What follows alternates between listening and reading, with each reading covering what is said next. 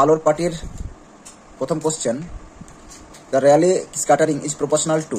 এখানে বলেছে যে স্ক্যাটারিং যে লাইটটা রয়েছে তার ইন্টেন্সিটি তরঙ্গ দৈর্ঘ্যের চতুর্থ ঘাতের ব্যস্তানুপাতিক। এটা হবে বিক্ষেপিত আলোর ইন্টেন্সিটি মানে তীব্রতা তরঙ্গ দৈর্ঘ্যের চতুর্থ ঘাতের ব্যস্তানুপাতিক হবে। 2 নম্বর question, the instrument use to measure optical rotation is known as. Optical rotation আমরা চিনি বা সুগারের ক্ষেত্রে দেখি না, সুগার এদের ক্ষেত্রে করি, মেজারমেন্ট করি বা এরকম কেমিক্যাল ফ্যাক্টরিতে ব্যবহার করা হয়, সেটা হবে পোলারিমিটার। তারপর হচ্ছে 3 নম্বর question, which of the following given the resolving power of a telescope whose objective diameter D. Resolving power হবে ডি বাই 1.22 বাই ল্যামডা। এটা হবে জেনারেল ফর্মুলা। রিজলভিং পাওয়ারটা কি? কোনো টেলিস্কোপ দূরের কোনো নক্ষত্র, পাশাপাশি দুটো নক্ষত্র যদি থাকে, কতটা আলাদাভাবে বিচ্ছিন্নভাবে ইমেজ তৈরি করতে পারছে, সেই ক্ষমতাটাকে বলবো রিজলভিং পাওয়ার। তো রিজলভিং পাওয়ার সেটা ডিপেন্ড করছে কার উপর? ডি মানে হচ্ছে যে অপটিক্যাল যে লেন্স রয়েছে টেলিস্কোপের অবজেক্টিভ লেন্স, তার ডায়ামিটার। ল্যামডা ওখান থেকে কোন তরঙ্গ দৈর্ঘ্যের রশ্মি আসছে তার তরঙ্গ দৈর্ঘ্য।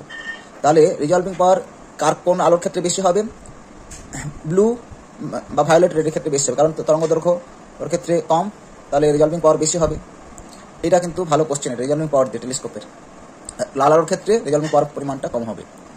এবার 4 নম্বর question, general expression for the resolving power of an optical instrument lambda by D lambda. এরকমভাবে আমরা এক্সপ্রেশন করি। তারপরে হচ্ছে 5 নম্বর question, the symbol have their usual meaning, then the resolving power of a plane transmit and grating কত হবে? N small N. এই form এটা কি? D by D lambda N ইকস্ট কত হবে? E plus D sine theta by lambda. এটা হচ্ছে গ্রেটিংয়ের ইকুয়েশন হয়, গ্রেটিংয়ের ইকুয়েশন। ই প্লাস ডি সাইন থিটা বলে এন ল্যামডা হয়ে যায় না, এটা হচ্ছে অর্ডার আর কি। 6 নম্বর কোশ্চেনটা হচ্ছে, the resolving power of a prism mainly depends upon wavelength of light.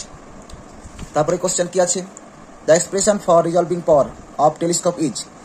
Resolving লিমিটটা হবে 1.22 ল্যামডা বাই ডি লিমিট হবে। রিজলভিং পাওয়ার তার রেসিপ্রোকাল হবে। Resolving power 1 by del theta D by 1.22 D, capital D লিখলে হতো এখানে ডি বাই 1.22 ল্যামডা। এর আগেও কোশ্চেনটা করলাম, এটা খুব important. Resolving power of a telescope is maximum power কার ক্ষেত্রে হবে বললাম? তরঙ্গ দৈর্ঘ্য যার কম হবে তার রিজলভিং পাওয়ার বেশি হবে, রেসিপ্রোকাল আছে এটা যেহেতু। ব্লু লাইটের ক্ষেত্রে রিজলভিং পাওয়ারটা সব থেকে বেশি হবে, রেডের ক্ষেত্রে কম হবে। 9 নম্বর question, the dispersive power of a plane grating is given by. Dispersive power কোনটা হবে? এটা হবে N by A plus B cos theta. এই ফর্মুলা দিয়ে লিখতে হয় dispersive power. R is the radius of the first circle in zone plate থেকে একটা কোশ্চেন মাস্টার ডিগ্রিতে আসে, মানে PGT. Lambda is the wavelength of light use first focal length of a zone plate will be. First focal length কত হবে? General formula কি? Focal length F sufficient N square N lambda. এনটা হচ্ছে order, first হলে N এর মানটা 1 হবে, তাহলে কোন ফর্মুলাটা হবে? R square by lambda. First focal লেন্থের জোন প্লেটের ফোকাস লেন্থটা চেঞ্জ হয়।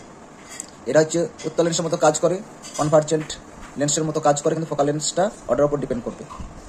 তারপর হচ্ছে 11 নম্বর question, deviation produce in a plane transmit and gating does not depend on.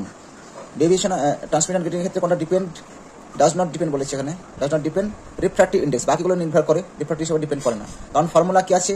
A plus B sine theta সমান এন ল্যামডা। ল্যামডার উপর ডিপেন্ড করে এন উপর ডিপেন্ড করে এ প্লাস বি গেটিং কনস্ট্যান্ট, সবার উপর নির্ভর করবে, বাকিগুলোর উপর নির্ভর করে, কিন্তু রিফ্র্যাক্টিভ ইন্ডেক্সের উপর নির্ভর করে না, প্রতিসংখ্যার উপর নির্ভর করবে না। 12 নম্বর কোশ্চেন কি আছে? The expression for the area of half period zone is. Half period জোনের কি ক্ষেত্র? পাই আর স্কোয়ার বলি। এখানে পাই কি? পাই বি ল্যামডা হবে। হাফ পিরিয়ড জোনের এরিয়া পাই বি ল্যামডা হবে। 3 নম্বর question, third focal length of zone plate is given by. Third focal length কত? এটা জেনারেল ফর্মুলা, এখানে আমার 3 বসালে 5 হবে, তাহলে কত হবে? R square 5n lambda sufficient. এখানে এন এর মানটা আমি 5 বসাবো, এরকম ফর্মুলা হবে পার্ট। এই হচ্ছে কোশ্চেন হয়ে গেল, তাহলে পরে আবার আলোচনা করা যাবে।